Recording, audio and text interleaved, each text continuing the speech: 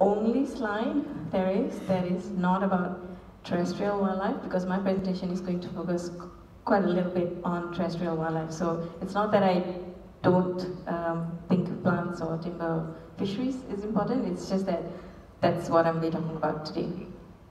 And this gives you, I suppose, an indication of just how convoluted the networks are, the transportation systems, and that no one country or no one region is involved in wildlife trade. It happens throughout the world, and every single country on the planet of this, on the face of this planet is involved. So more specifically, within Southeast Asia, this map is a little bit less messy, and Southeast Asia is right in the middle in that we have a very, very strong relationship with the rest of the world. A lot of people think that illegal wildlife trade happens only in Asia, or that this is where the bulk of the problems are. But we have a trade relationship with the rest of the world. Central Asia is becoming more and more of a transit hub for a lot of products, including ivory, rhino horns, turtles, birds. The Americas, a lot of wildlife from Southeast Asia heads to Europe and America, particularly for the pet trade. But let's look at some examples very specific to Southeast Asia. We do monitoring of ivory markets in the region, and every single country in this region, perhaps with the exception of Brunei, is implicated in illegal ivory trade, African and Asian. Now, in 2013, because the scale of poaching of elephants became quite critical, the CITES, the Convention on International Trade in Endangered Species, realized that we had to do something more. The global community needed to do something more. And 8 countries and territories were identified as being implicated in this trade in a pretty significant way. And of these, Thailand, Vietnam, Malaysia, Singapore and Philippines were identified. And in subsequent years, countries like Laos have also been implicated, simply because the volumes coming through these countries are huge, and that in a number of cases they are unregulated domestic markets. Not as extensive as ivory for rhino horns. We know that some markets exist in Vietnam, in Laos, and more things are moving online. And I'll be talking a little bit more about online trade later on in my session. Pangolins. Every single country in Southeast Asia is implicated, whether it's about domestic trade, whether they are implicated in seizures, and of course more and more things are moving online. Tigers, quite specific to these countries in Southeast Asia in the range states, and increasingly in the last, I suppose, 4 years or so, a number of countries are being implicated for their role in captive facilities, and zoos have become quite a hot topic.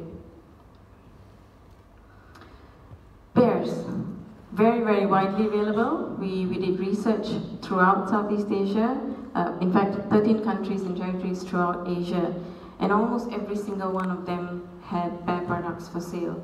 In a vast majority of these countries, they were reportedly imported in from China, mostly pills and powders, and in quite a number of cases we also found whole gallbladders available for sale within domestic markets. And the traders that we interviewed essentially said that they were locally sourced, they have middlemen out there, they have contacts on the ground that essentially supplies whole gallbladders to them. Bird trade. I don't know how many of you attended a talk by my colleague Sureen when she talked about bird trade in Southeast Asia. It's a pretty massive demand, I suppose, for Southeast Asian birds, particularly for songbirds. And Indonesia is one of the countries where we've done a little bit more work, but Indonesia is not the only country that has a thriving bird market in that sense. It's happening in Vietnam, in Singapore, and collectively in these countries that we've surveyed in the last 3 years, 2 to 3 years. More than 70,000 birds have been recorded, and these are not repeat surveys, these are one-off surveys at one point in time over a short period. So for those of you who've not been to a market, this is, I suppose, a video that we didn't take, something that I got off YouTube credits right at the end. We can take credit for this. But this is essentially what we see when you go to a bird market. This video is in Indonesia. It's from two markets in Indonesia, one the Pramuka and the Barito market. There's actually a sound, but it's not playing. It's just background music, really.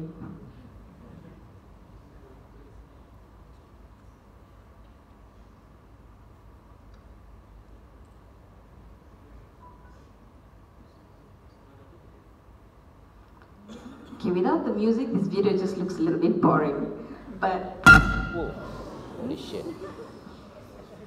That's not the music I had in mind, but... For those of you who've never been to a market, it's quite an experience.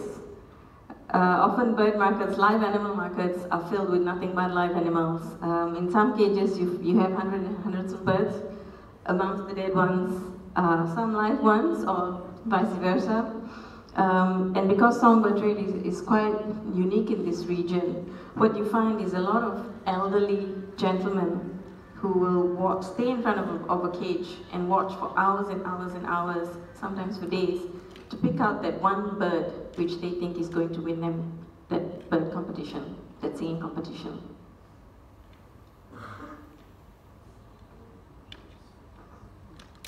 In some markets in the region, although they specialize in some taxa like birds, often you also find other live animals like mammals and reptiles.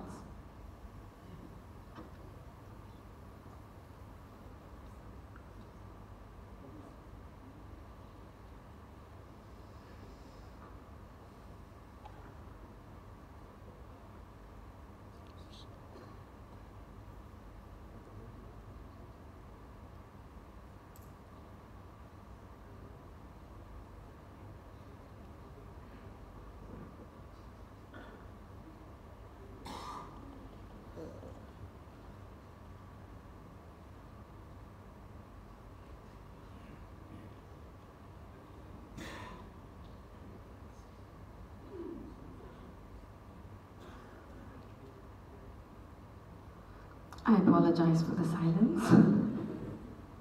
It's supposed to be a lot more exciting. I've got a few more videos in there. I really hope you guys can get the sound working because it's a lot better with the sound. Thank you to Bule British for this video. Very often when we go into the markets, it's very difficult for us to take videos, any videos, let alone a high quality one, because people get suspicious of you. I have another video. That one was of live animals, that one was of birds, and this one is a video taken in Laos, in a market.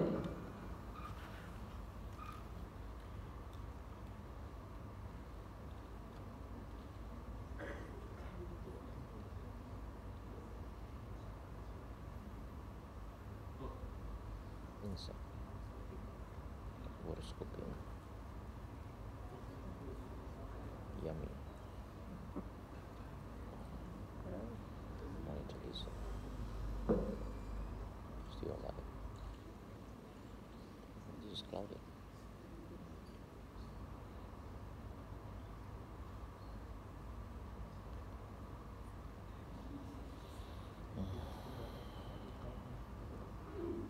I didn't do anything, I swear.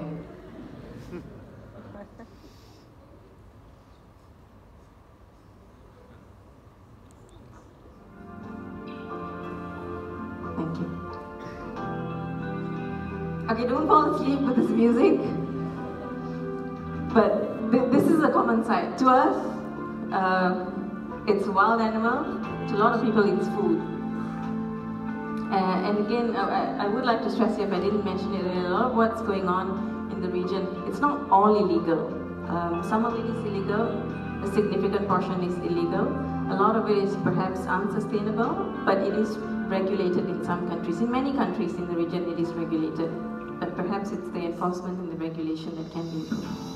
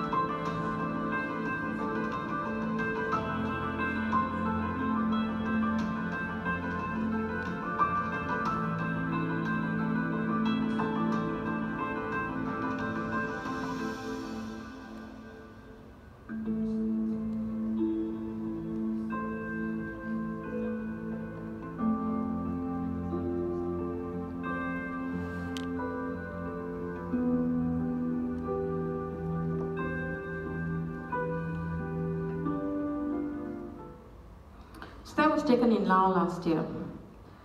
These photos were also taken in Laos a couple of years ago. We went to 3 places in Laos: Luang Prabang, Tien Chen, and the Golden Triangle. And between these 3 places, there were close to 9,000 individual ivory products for sale. Every single one of them were operated by Chinese nationals, and we know this because we engaged in a conversation with every single one of them. I think all in there were about 35 individual traders in all the locations that we visited. And in some places, they did not just stock ivory products, they also had helmet and hornbill products, they had pangolin scales, they had Beko products from hawksbill turtles, and in a number of shops they also had rhino horn shavings. Now this was a couple of years ago. Since then, there's been a lot more publicity about the level of illegal trade occurring in Laos. There have been, I suppose, CITES missions into Laos calling for improvements. There have been improvements in some sections of the legislation.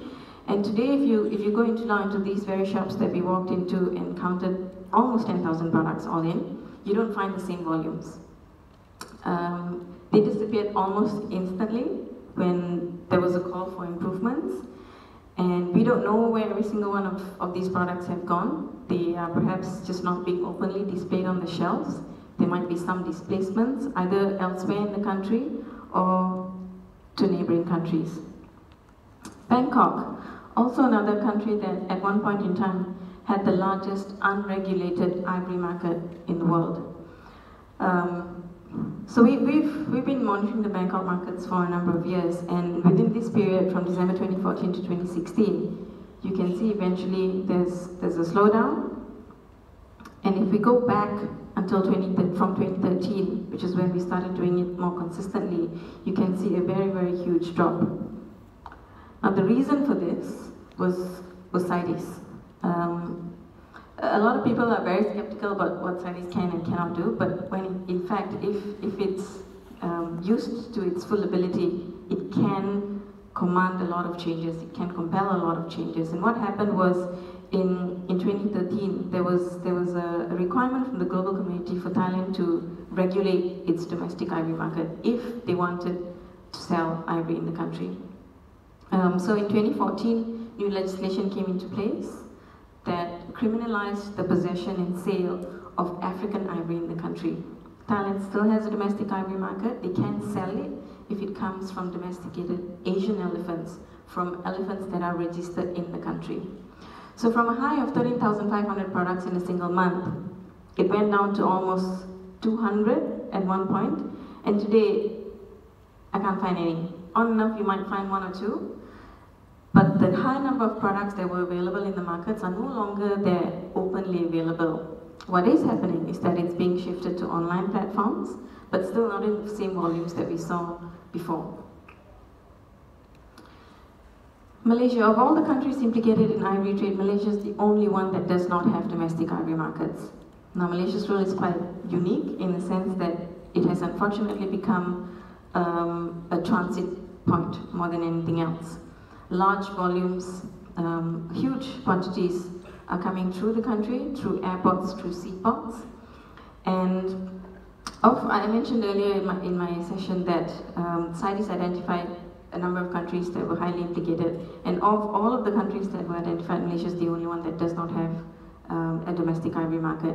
Now, the reason why Malaysia was identified was because the volumes coming through it, undetected, was significant. So the little bubble in black represents the seizures that took place in Malaysia, which Malaysian authorities made and confiscated. All the bits in blue here on the right are the ones that were either destined to come through Malaysia, or more significantly had come through Malaysia, passed undetected, and they had reached an end destination. And most often in these cases, these are based on actual seizures that are reported by governments. A vast majority of the shipments that was missed in the country ended up either in China, Hong Kong, or Vietnam. Rhino horns. As you saw from the chart earlier, we don't have a huge number of countries in the region have open rhino horn markets. But Southeast Asia has been implicated in quite a number of of shipments. We looked at over 2,000 records of rhino horn seizures from 2010 to 2017, and these 4 Southeast Asian countries have been implicated in quite a significant number of shipments coming through the country. They've also made quite a number of seizures, but again, importantly, very similar to ivory, a lot of them are missed. And this shows you, I suppose, the trends over time. Furthest one here shows you that it's perhaps not as truly developed in some areas. And as you move forward to that end, you can see that it's quite concentrated between East and Southern Africa and Southeast Asia, and a little bit, obviously, in China. Pangolins.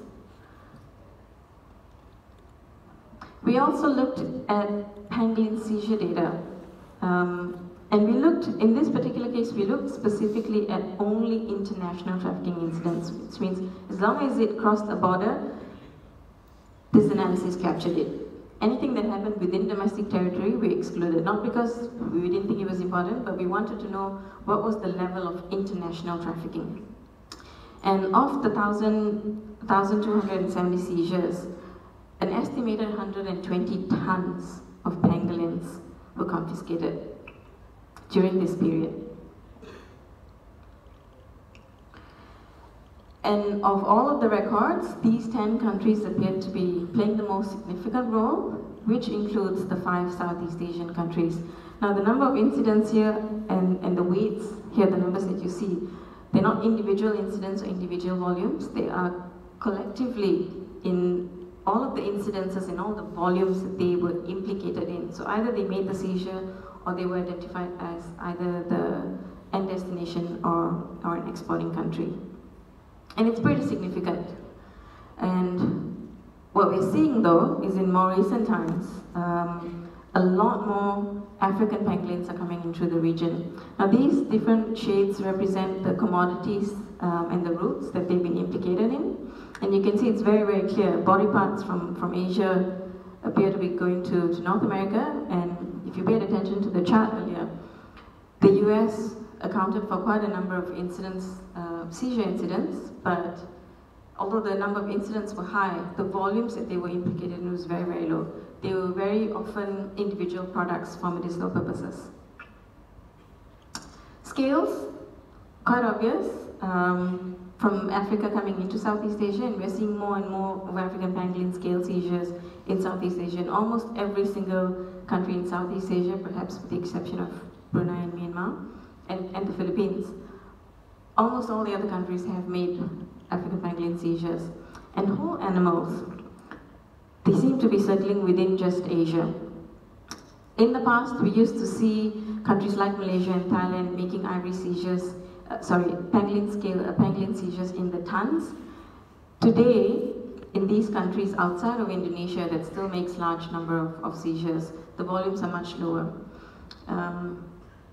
You can have different, I suppose, theories about why this is happening. Is the population dwindling? Are people just not being able to find them enough? Are people afraid? We don't know what the actual reasons are, but the numbers from seeing them in tons being shipped through the region, they're coming down to hundreds in any particular incident.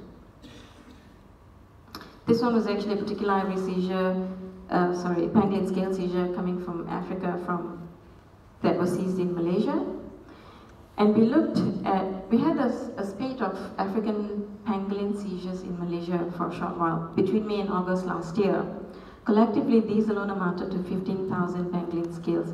15,000 scales. It's not even the whole animal. And every single one of them had come from these countries, and that's what they were declared as. And it's not very dissimilar to how ivory shipments are sometimes declared. And in a couple of these cases, we saw the seizures actually took place in Sabah. Prior to this, we never saw any seizures taking place in Sabah, let alone something as significant as this. And in one of them, there was, I think, about 3 tons of ivory mixed with that shipment. They had identified 2 individuals that were linked to the logistics company. As far as I understand, investigations are still ongoing. trade, we also looked at tiger seizures, and of all the countries, all the range countries, Thailand, Vietnam, Malaysia, and Indonesia seized a larger number, which is not unusual. That's where a lot of the tigers are. But places like Thailand and Vietnam also have farms. And what we saw was in the last quarter between 2012 and 2015, at least 30% of the seizures came from these captive facilities. The biggest one, of course, was the farm in Thailand, and that's still ongoing. And if you plot it against time, very similar to the rhino horn seizures and the African pangolin scale seizures, you can see that there's a pattern. There's a lot more that's happening within Southeast Asia, and if you're looking at this as a hotspot map, it's just growing. It's not getting smaller. Wild meat, you saw the video in Laos. In many places in the region, it's quite common. It's regulated. As long as you have a license to hunt and buy, you can sell. This photo was taken in Laos, in northern Laos. The one in the middle is Malaysia, and the one on the left, I don't know if you can see it. It looks like a really nice, soft, juicy, I don't know, chicken or duck, but it's actually a pangolin. And this photo was taken in Laos. I don't know how many of you saw it. It went viral online for a short while. It was purportedly being sold in one of the high-end hotels in Laos, in downtown Laos, in Vientiane. Anybody know what this is? Really, nobody wants to take a guess? These are owls, plucked. Until this particular seizure happened in 2008, we did not even think that anybody wanted to eat owls, let alone thousands of them. Between 2008 and 2009, I think over a 6-month period, authorities in Peninsular Malaysia seized about 1,900 plucked owls that were going to a restaurant. Almost every single one of them was heading to the south, state of Johor. We haven't seen this scale of owl seizures since then, but I don't know, it's just a weird one, I suppose. Over that period, almost 2,000 owls got seized. It's not just all Southeast Asia. I cannot comprehend that volume. 80 million to 1 billion specimens of frogs collected annually for the gourmet food industry. And in the past, North America and France and Europe, they were sourced within their countries. But as the demand grew, they had to seek elsewhere because there was just not many left in the country. They moved to India. Populations of the bullfrog in India and Bangladesh started dropping. They were listed on CITES, and the two countries prohibited hunting and trade. And then you had to go somewhere else to source for them. And currently Indonesia is top of the list in terms of where frogs are being sourced to feed this demand. Tortoises, Madagascar tortoises. These are critically endangered CITES 1 listed animals for which commercial trade is prohibited. They're endemic to Madagascar, but Southeast Asia is where a lot of them are turning up. Over this period, and I'm sure we've missed a lot more, over 2,000 animals seized from just these 3 countries, Thailand, Malaysia, and Indonesia, and plowshare tortoises over 120. The number seems very, very small, but for a critically endangered species that is confined to a very, very small area in southern Madagascar, any number of animals in trade is pretty significant. Each one, in places like Indonesia, for example, an adult plowshare tortoise goes up to $40,000 US.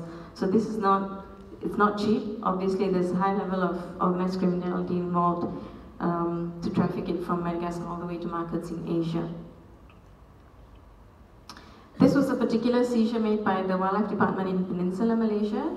This was over 700 radiated tortoises, and a couple of years before that, they had arrested 2 Malagasy women who were mules. They were carrying 369 tortoises, radiated and plowshare tortoises, to Malaysia. They got arrested. They were sentenced to jail. Malaysia has one of the strongest CITES legislations anywhere in the region, I think. The highest fine goes up to 2 million ringgit, and you can be jailed for up to 7 to 10 years. And these 2 young women from Madagascar, they were just mules. They were sentenced to a Malaysian prison, They were very young, I think they were 17 and 18. The 18-year-old girl was pregnant. She gave birth to her child in a Malaysian prison. While it's great that authorities arrested and these individuals and the shipment was seized, they're not the individuals behind this shipment. Turtle trade continues. This is the black spotted turtle.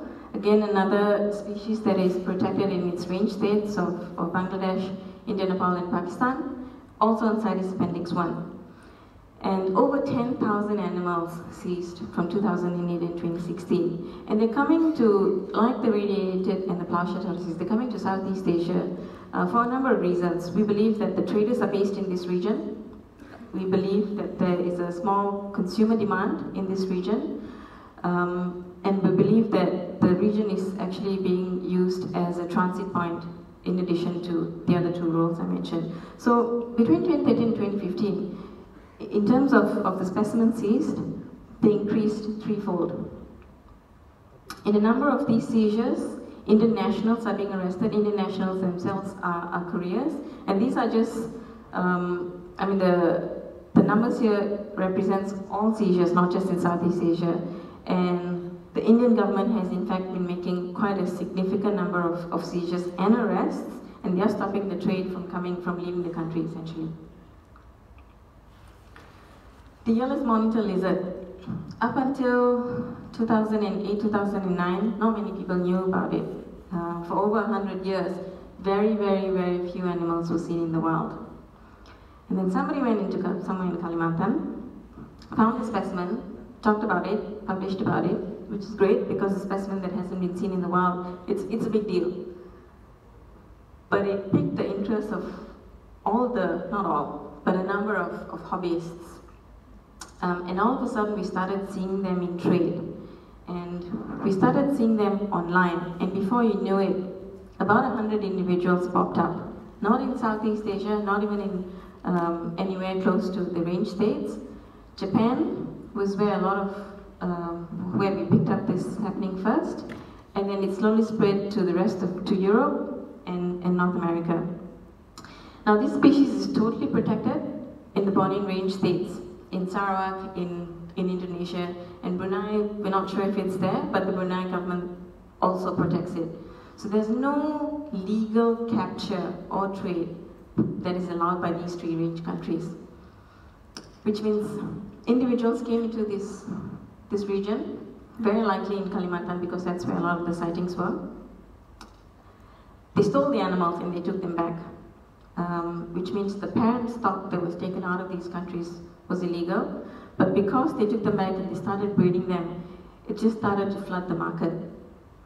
And the prices, you can see, started going up because it was an endemic Bornean species, and hobbyists wanted to collect them. And in the past, where the market was really outside of Southeast Asia, it was in Japan and all of these countries, we started seeing stuff popping up in Malaysia and in Indonesia. 9,999 ringgit, 10,000 ringgit for a lizard. It's a pretty expensive lizard. Not many people will be able to afford it. Now here's a problem that's been highly debated in Malaysia, online trade. I don't think it's a problem just in Malaysia, it's happening throughout the world. But because it's so open, it's kind of in your face. A lot of people get angry and agitated. Because what drives people, I think, is the sense of just how brave people are. There's no sense of trying to hide anything. Everything is done openly.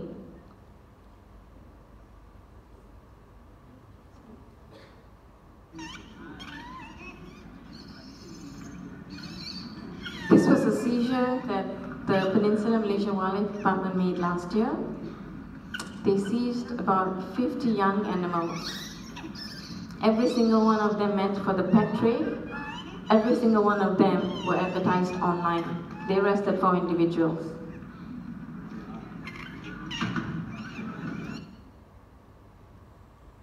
It's not just in Malaysia, it's everywhere. You get this in Singapore, get this in Indonesia, get this in Vietnam, in the Philippines, everywhere.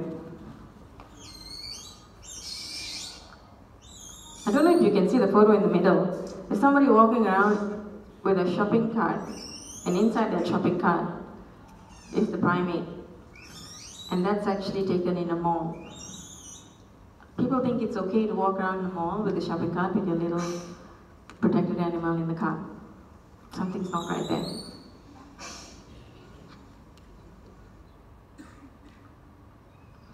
And because everything's so open in social media these days, people want to take a video or photograph of everything, including this particular video was taken of somebody who had bought this animal and had just received it in the mail by post. And I suppose he's happy that they had received the animal, and they took this video of them basically opening the package, and it was posted on Instagram.